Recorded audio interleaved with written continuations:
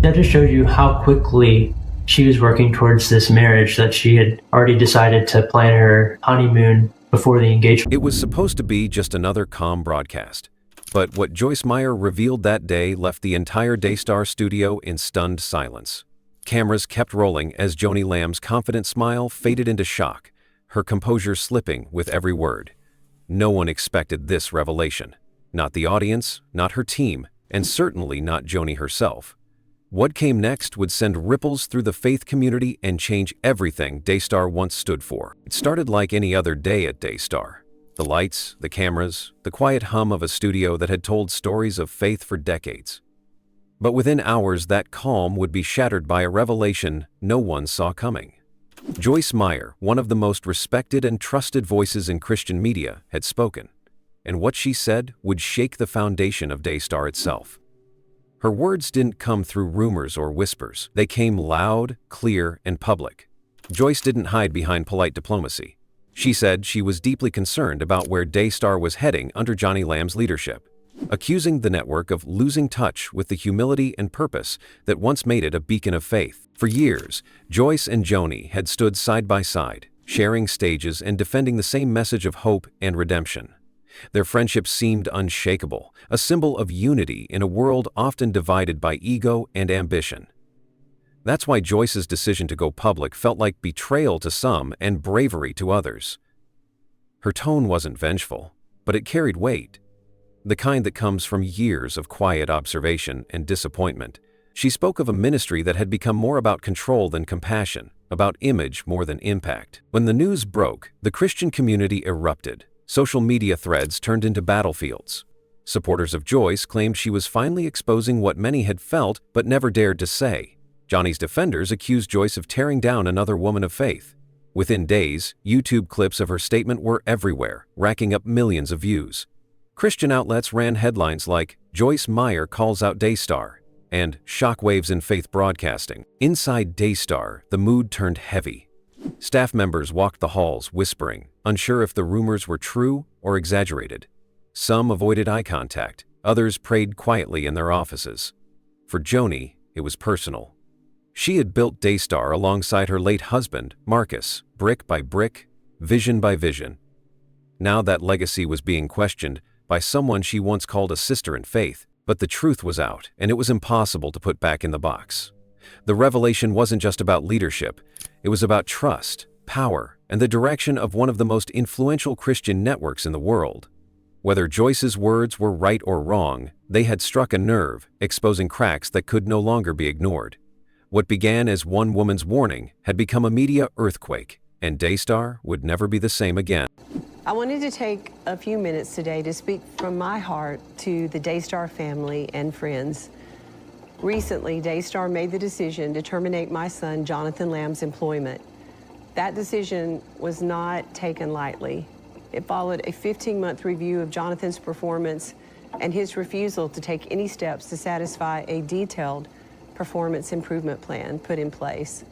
He also refused my offer to participate in a formal mediation to resolve grievances in a biblical and professional manner. Rather than take any steps to improve his performance at Daystar, it seems clear now that Jonathan was focused on fabricating a smear campaign. You see, Jonathan was extremely disappointed that he was not named the future president of Daystar following the death of his father and my husband, Marcus Lamb, despite the fact that Marcus had given a clear directive to the family and to the board that I would succeed him as president. Jonathan's disappointment in not getting his way only deepened when I married Dr. Doug Weiss, who has been such a blessing to me, the rest of my family, and Daystar. I can tell you that as a mother, as a grandmother, this situation saddens me deeply, and it grieves my heart because I love my family. I love all my children. I love my grandchildren. I love the work we've done together for so many years. And I had hoped that we could have resolved the situation in private. But now, Jonathan has given me no choice except to speak out. Everyone knows that we have dedicated our lives to spreading the love of Jesus. And to see it attacked by my son Jonathan and his wife is truly heartbreaking. When Marcus Lamb passed away, everything changed overnight. For years, he had been the heartbeat of Daystar, The voice, the vision, the energy that kept the ministry moving forward. To millions of viewers, he wasn't just a TV preacher, he was family. People trusted him, believed in him, and saw Daystar as a place of faith, warmth, and hope. So when he was gone, the question hung heavy in the air. Who would carry that torch? Most people assumed it would be his son, Jonathan Lamb. He had grown up inside the ministry, learned the business from the ground up, and spent years preparing to follow in his father's footsteps. But behind the scenes, something else was already taking shape. Joni Lamb, Marcus's widow and co-founder, quietly began taking control. At first, no one questioned it. She had been there from the beginning, right beside Marcus, helping him build the network from nothing. It made sense for her to step in. Everyone thought it would be temporary, just until the family figured out what came next. But Joni wasn't planning to step aside. Slowly, she began to reshape the leadership structure, taking over key decisions that had once been made together. Jonathan's role started to shrink. Meetings were held without him. Plans were made and executed without his input. The son who once stood at his father's side now found himself standing outside the door. People close to the family noticed the tension. The warmth that once defined Daystar was fading, replaced by whispered conversations and quiet resentment. When Joni later married Dr. Doug Weiss, a well-known Christian counselor, the situation grew even more complicated. What had once been a family-led ministry now felt like something else entirely. A new power dynamic where Joni and Doug were at the top, and everyone else, including her own son, had to fall in line. To Jonathan, it felt like betrayal. He believed his father's legacy was being rewritten, and not in a way Marcus would have wanted. Inside the family, conversations turned into confrontations. Jonathan tried to express his concerns, saying Daystar was becoming more about control than calling, more about image than impact. But his words didn't land. Instead, he was accused of disloyalty. Joni's supporters said he was bitter, jealous that he hadn't been chosen to lead. The rift widened, and soon, it was impossible to hide.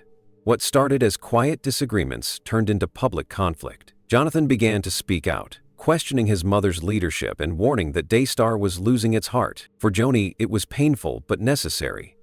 She saw herself as the rightful steward of her husband's vision, and she wasn't going to hand that over, not to the board, not to outsiders, and not even to her son. She believed she was doing what Marcus had asked her to do, protect the ministry no matter the cost. But to many watching from the outside, it looked like something else. A power struggle wrapped in faith. As months passed, the fractures grew deeper. Jonathan was officially removed from his leadership position. Joni released a public statement explaining the decision, citing performance issues and a refusal to follow a biblical mediation process. Her words sounded polished, but the emotion beneath them was raw. She spoke as a mother who felt betrayed by her son and as a leader who believed she was under attack from within her own family.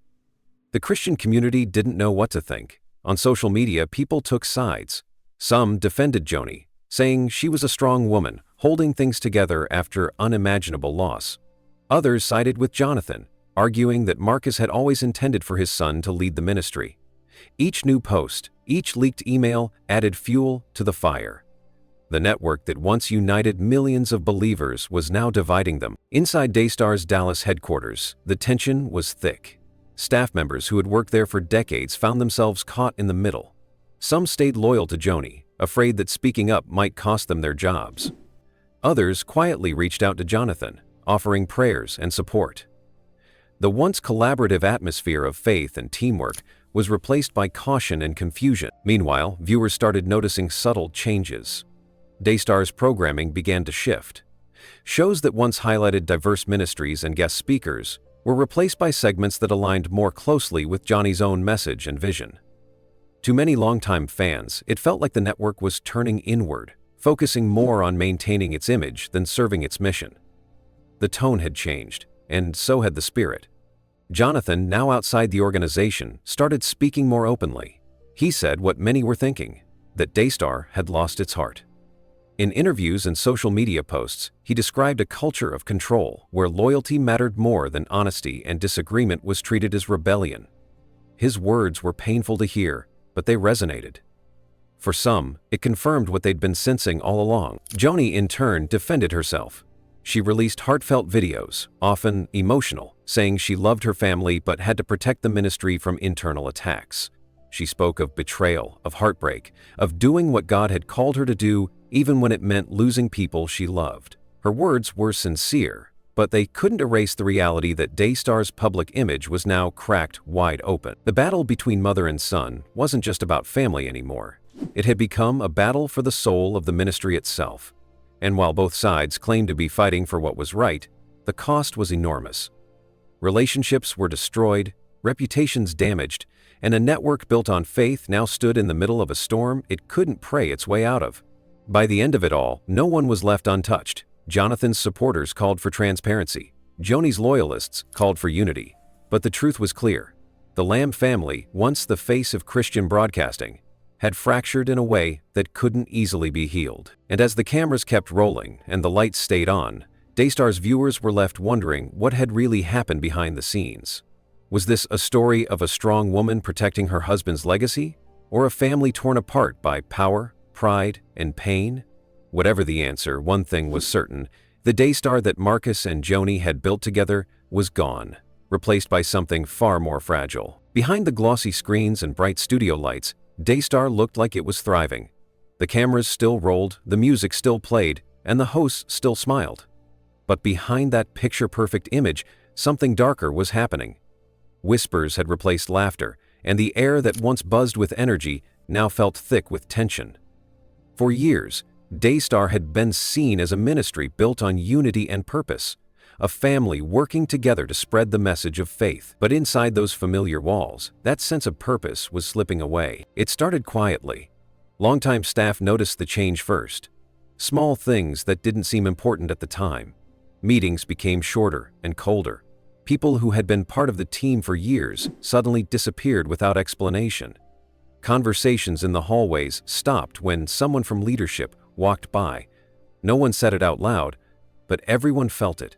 Daystar was no longer the same. Joni Lamb's presence, once a source of calm and inspiration, had taken on a new kind of power. She wasn't just the co-founder anymore. She was the final word. Every major decision, from programming to staff changes, went through her. Some employees admired her strength. Others saw it as control. The more power she consolidated, the more uneasy people became. Daystar had been a family-run ministry, but now it was starting to feel like a corporate empire. When Joni married Dr. Doug Weiss, the shift became even more visible. Suddenly, Doug wasn't just her husband. He was everywhere. His influence spread fast. Staff members whispered about how his ideas were shaping the network's future, and not everyone was happy about it. Some felt he was overstepping. Others said he was exactly what Joni needed, a partner who could help her rebuild. But for many inside Daystar, it was confusing. The lines between family, ministry, and authority had blurred beyond recognition. Then came the fallout with Jonathan Lamb. It was like a quiet earthquake that tore through the foundation of the network. For years, Jonathan had been groomed to follow in his father's footsteps. People respected him. He was calm, smart, and deeply connected to the mission. But once Joni took full control, Jonathan's influence faded. When he was suddenly fired, the news hit the staff like a thunderclap. The official statement called it a performance issue, but no one really believed that. Everyone could feel it went deeper, something personal, something painful. After Jonathan's departure, fear crept into the workplace. People started watching what they said, even to friends they'd known for years. The open atmosphere that once made Daystar special disappeared. Staff were no longer encouraged to speak their minds or share ideas. It became a place where silence felt safer than honesty. A few brave souls tried to raise concerns about how things were being handled, but most of them didn't last long. One by one, they were either reassigned, dismissed, or quietly left. Even the network's content began to change. Viewers who had followed Daystar for decades started noticing the difference. The variety that once defined the channel, the wide range of preachers, teachers, and uplifting programs, started to narrow. More shows began to focus on Joni, her circle, and her message. The programming felt more curated, more controlled. The warmth that once came through the screen seemed replaced by polish and perfection. Loyal viewers began to ask questions online. Was Daystar still the same ministry it had always been, or had it turned into something else? Inside the building, morale hit an all-time low. Some employees described it as walking on eggshells. You never knew who to trust or what might get you in trouble. Every memo felt like it carried a warning, every meeting like a test. People who had once seen Daystar as their calling now treated it like a job they had to survive. The spirit that had fueled the network for years, faith, creativity, unity, was gone, replaced by anxiety and division. As rumors about the family's internal conflict began to leak online, things got worse. Staff started seeing their workplace discussed on social media and in ministry blogs. It was humiliating. Daystar had always presented itself as a shining example of faith in action, but now it was being talked about as a cautionary tale. Each new story added more pressure. Some tried to defend the ministry publicly, while others just stayed quiet, afraid of saying the wrong thing. Behind the cameras, Joni tried to keep up appearances. She filmed her shows with her usual grace, smiling and speaking words of encouragement to the audience. But those who worked close to her saw the weight she carried. The public criticism from Joyce Meyer had cut deep. The family tension was visible even when she tried to hide it. People could see that she was hurt, angry, and determined all at once. It made the atmosphere even heavier. Doug's presence added another layer of complexity. Some staff respected his background as a counselor, hoping he could bring healing. But others felt he fueled the growing divide. His advice carried influence, and his closeness to Joni meant his words often turned into decisions. To those already questioning the changes, it felt like Daystar was slipping further from what Marcus Lamb had built. A family ministry grounded in shared purpose and humility. Through it all, the cameras kept rolling.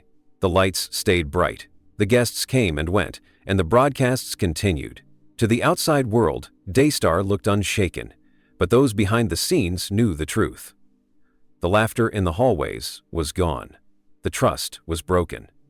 The ministry that once felt like a family had become a stage where everyone played their part, hoping the cracks wouldn't show on camera. By the time the Joyce Meyer controversy hit full force, Daystar was already standing on shaky ground. Her words didn't create the chaos, they just revealed it. What the audience saw as sudden scandal was, in reality, years of quiet tension finally exploding into the open. Staff members prayed things would calm down, that forgiveness would win out. But deep down, everyone knew something had changed forever. The chaos behind the cameras wasn't just about leadership or family drama. It was about lost trust. Daystar had once been a place where faith met authenticity. Now, it was a place of silence, fear, and unanswered questions. And while the world saw a polished network broadcasting hope, the people behind the scenes were just trying to survive the storm. The lights at Daystar still shine bright, the cameras still roll, and the familiar music still plays, but nothing feels the same anymore. Behind the scenes, there's a heaviness in the air, the kind that settles after a storm, but before the rebuilding begins. The scandals, the family conflict, and the public fallout have left the ministry shaken to its core. The network that once represented unity, faith, and hope now faces the hardest question of all. What comes next? The truth is, Daystar is standing at a crossroads. On one side, there's the legacy, the dream that Marcus Lamb built, one rooted in faith, family, and spreading the gospel to the world. On the other side, there's the reality, a fractured family, broken trust, and a public image that's taken a serious hit. For years, Daystar was untouchable, the shining example of how Christian television could thrive. But now, every move it makes is under a microscope. Inside the headquarters in Dallas, people are trying to carry on like nothing has changed. The staff still show up every morning, the production crew still sets up for shows, and Joni Lamb still takes her seat under the studio lights. To the viewers at home, it might look business as usual, but those closest to the ministry know it's not. There's uncertainty in every hallway conversation, tension in every meeting. The old sense of family that once defined the place has been replaced by cautious professionalism. The fallout from Joyce Meyer's bombshell comments and the public feud within the Lamb family hit harder than anyone expected. For years, Daystar's audience had trusted them, not just as broadcasters but as spiritual guides. They had built their platform on transparency and faith, preaching the importance of truth and grace. Now, many of those same viewers are questioning if those words still mean anything. Donors have quietly stepped back, churches have distanced themselves, and even some longtime guests have chosen to stay away from the studio until things settle down. The ripple effect is undeniable. Ratings have slipped in some areas, and online discussions about the network have turned into debates, some defending Joni's leadership, others demanding accountability. Joni, for her part, remains determined. Those close to her say she's working harder than ever, taking meetings, writing messages, and trying to reassure partners that Daystar's mission hasn't changed. She often talks about restoration, about God using brokenness for something greater. But even as she speaks those words, the cracks in the foundation are clear. Every decision she makes now is watched, questioned, and analyzed. She's no longer just leading a ministry, she's fighting for its survival. Doug Weiss, her new husband, has become a constant presence both on and off the air. His calm tone and counseling background bring a new energy, but his growing influence over the network has raised eyebrows. Some see him as a stabilizing force, while others worry that his involvement only deepens the divide within the Lamb family. Either way, his presence is shaping Daystar's next chapter, whether people like it or not. Jonathan Lamb, meanwhile, has remained mostly silent since his public fallout with his mother. His absence speaks volumes. Once a visible figure on screen and in leadership meetings, he's now completely separated from the ministry his father built. Some say he's been meeting privately with church leaders and ministry partners, sharing his side of the story. Others believe he's choosing peace, trying to move forward and protect what's left of his family. Whatever the truth, his departure left a hole that can't easily be filled. The question that everyone inside and outside Daystar keeps asking is whether the network can recover. Can it rebuild trust after everything that's happened? Can it go back to being the faithful family ministry it once was? Or has the damage gone too deep? For many viewers, Daystar's story has become a mirror, a reflection of what happens when power, ego, and pain collide, even in the world of faith. Some supporters have stayed loyal, saying, no ministry is perfect and that redemption is still possible. Others have walked away, feeling betrayed and disillusioned. The divide is real, and it's shaping how the world now sees the network.